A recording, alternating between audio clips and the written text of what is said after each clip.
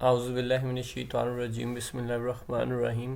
ہم رسولوں کا ٹاپک کر رہے ہیں اوورال ایمانیات کے ٹاپک کے انڈر، اور میں قرآن پاک میں جو بھی ٹاپک ہمارا ہوتا ہے اس سے ریلیٹڈ بڑی امپورٹنٹ آیات ان پہ ریسرچ کر کے اکٹھی کر کے آپ کے ساتھ ایک ایک کر کے ان کی پراپرلی ارینجمنٹ کے ترتیب کے حساب سے شیئر کرتا ہوں، تاکہ ہم اس ٹاپک کو یا اس چیز کو قرآن پاک کی اللہ کی کہی ہوئی باتوں کے مطابق سمجھ سکیں۔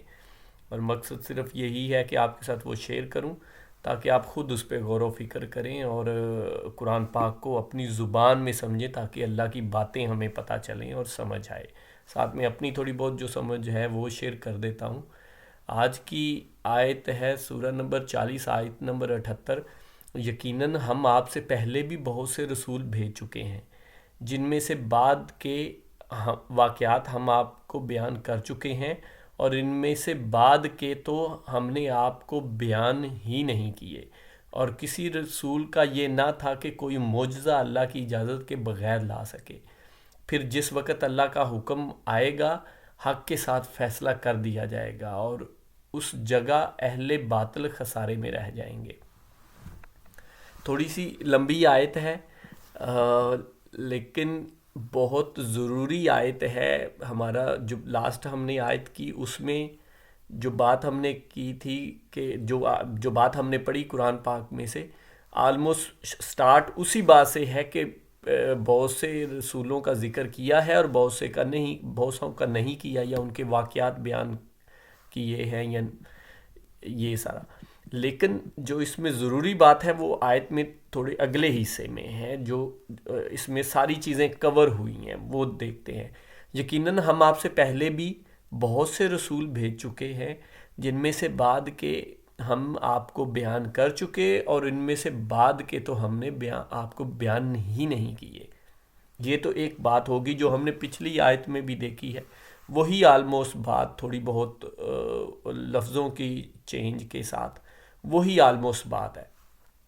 اب اگلے حصے پہ آئے۔ اور کسی رسول کا یہ نہ تھا کہ کوئی معجزہ اللہ کی اجازت کے بغیر لا سکے۔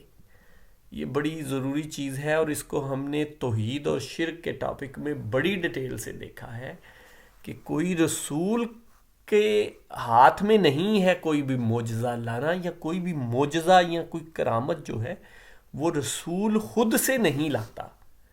ہماری سوسائٹی میں اگر آپ دیکھیں تو وہ بہت ساری اس طرح کی سوچ بنتی ہے، یا کہ جی یہ رسول ایسا ہے۔ حالانکہ آپ قرآن پاک کو پڑھیں، اور یہی مقصد ہے یہ آیات آپ کے ساتھ شیئر کرنے کا، اور یہ چینل کا، اور یہ ویڈیوز بنانے کا، کہ قرآن پاک کو میں آپ دیکھیں۔ بلکہ وہ میں نے آیت باقاعدہ وہ ویڈیو بھی ہے، میں اس میں بھی اس کا شاید لنک دے دوں ڈسکرپشن میں۔ تو حضرت عیسیٰ علیہ السلام کے معجزات اللہ پاک اس آیت میں بیان کر رہے ہیں، بڑی لمبی اور ڈیٹیلڈ آیت ہے، اور بیان کر رہے ہیں سارے کہ وہ پرندے بنا کے ان کو اللہ کے حکم سے۔ تو وہاں ہر ایک بات میں ساتھ میں بیان کیا ہے کہ اللہ کے حکم سے، اللہ کے حکم سے ایسے کرتے تھے، اللہ کے حکم سے ایسے کرتے تھے۔ حضرت موسیٰ کے وہ جو عصا والا وہ ہے، تو اس میں کہا کہ یہ اللہ کے حکم سے اژدہا یا سام بن گیا۔ اور بھی آپ کو یہ بس مثالیں دی ہیں، آپ اگر قرآن پاک کو پڑھیں تو ہر چیز اللہ، وہ کسی نبی کے ہاتھ میں نہیں ہے وہ چیز۔ ایون حضور پاک صلی اللہ علیہ وسلم کو وہ آیت شاید میں نے شیئر کی ہو، اس پہ بھی ویڈیو ہو، لیکن آپ وہ آیت پڑھیں تو تھوڑی سی ایون سخت آیت ہے، لیکن وہ بتانی ضروری ہے کہ اس میں اللہ پاک حضور پاک صلی اللہ علیہ وسلم کو کہہ رہے ہیں کہ اگر آپ کے اختیار میں ہے تو اس آسمان پہ سیڑھی لگائیں اور ان کو کوئی چیز لا کے اور کوئی معجزہ دکھا دیں، لیکن اللہ اس طرح کا کوئی کام کرنے والا نہیں ہے ان کے ساتھ۔ تو یہاں تک کہا ہے۔ تو یہ رسول کا، اور یہ خود آپ پڑھ لیں آیت، میں اسی لیے بار بار کہتا ہوں آپ اپنی مرضی کا ترجمہ پڑھ لیں، جا کے عربی کو پڑھ لیا کریں، اس میں سمجھنے کی کوشش کیا کریں، کہ اس میں اسی لیے ساتھ میں جو ہے ورڈ بائی ورڈ ترجمہ بھی ساتھ میں ہے، تو اس کو دیکھ لیں۔ یا اپنا کوئی مرضی کا ترجمہ دیکھ لیں، ریفرنس آیت کا موجود ہے ساتھ میں. تو اور کسی رسول کا یہ نہ تھا کہ کوئی معجزہ اللہ کی اجازت کے بغیر لے آئے، تو وہ اللہ ہی ہے جو یہ کرتا ہے. اچھا، پھر اگلا جو پوائنٹ ہے وہ بہت زیادہ ضروری ہے. وہ اصل میں جو میں اس سے بالکل پچھلی ویڈیو میں جو سارا وہ ایکسپلین کیا کہ رسول جب آتے ہیں تو کیا ہوتا ہے، وہی فیصلہ جو ہے اس دنیا میں ہی ہو جاتا ہے. وہ تطہیر ہوتی ہے، کافر اور مومن علیحدہ علیحدہ ہوتے ہیں اور ان کو یہاں اسی دنیا میں سزا دے دی جاتی ہے. وہ آپ یہاں پڑھ لیں، اور آپ کو بہت ساری اور بھی جگہوں پہ قرآن پاک میں ملے گا. انشاءاللہ ہم بھی کرتے جائیں گے آہستہ آہستہ، اور آپ خود بھی اس کو دیکھ سکتے ہیں. اور یہاں تو ایگزیکٹلی اسی کا جو میں پوری وہ ایکسپلین کیا ہے پچھلی ویڈیو میں، وہ یہاں تو اس کا ذکر آ گیا خود ہی.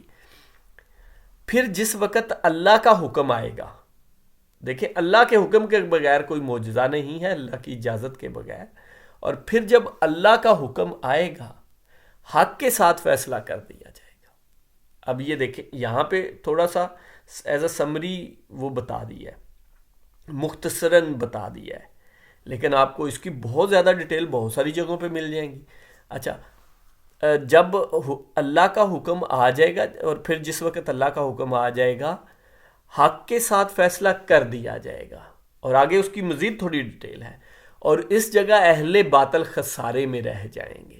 جب اللہ کا حکم آئے گا، حق کے ساتھ فیصلہ کر دیا جائے گا. یہ وہی بات ہے، اگر میری پچھلی ویڈیو میں آپ ڈیٹیل اس ریکال کریں اس کو، تو وہ یہی ہے کہ وہ جب اللہ کا حکم آئے گا تو دونوں کو پہلے تو ظاہری بات ہے، اگر اہل باطل خسارے میں رہیں گے تو اہل باطل کو اور مومنوں کو علیحدہ علیحدہ کیا جائے گا، جس کو میں تطہیر کا عمل کہا جاتا ہے. تو وہ علیحدہ علیحدہ کیا جائے گا، اور وہ اس میں سے جو کافر ہیں یا اہل باطل ہیں ان پہ عذاب ہوتا ہے، اور جو مومن ہیں وہ بچ جاتے ہیں، اور ان کو بشارتیں ہوتی ہیں، اور جنت میں بھی اور اس دنیا میں بھی ان کو اچھا عمل کرنے کی، اور آخرت اصل میں انعام تو ان کا آخرت میں ہی ہے، اور اس دنیا میں بھی کچھ نہ کچھ ان کو انعام دیا جاتا ہے. اور یہی سارے واقعات جو اس میں بیان ہوئے ہیں، کہ کچھ رسولوں کے واقعات ہم آپ کو بیان کر اسی آیت میں، تو یہ وہی واقعات ہیں جو قرآن میں آپ مختلف جگہوں پہ پڑھ سکتے ہیں کہ وہ علیحدہ علیحدہ ہوتے ہیں، اور پھر کافروں پہ کوئی نہ کوئی کسی قسم کا عذاب آتا ہے. وہ جیسے فرعون سمندر میں ڈوب گئے، فرعون کی آل فرعون، اور جیسے دوسرے کسی کنی کے اوپر وہ کوئی عذاب آیا، کوئی طوفان ایسا آ گیا، کوئی زمین پھٹ گئی، کوئی زلزلہ ایسی کوئی نہ کوئی چیز ایسی آئی، تو وہ برباد سارے تباہ ہو گئے اور مومن بچ گئے. تو یہ وہی ایگزیکٹلی وہی اس آیت میں اس کا ریفرنس آ گیا. جزاک اللہ خیر.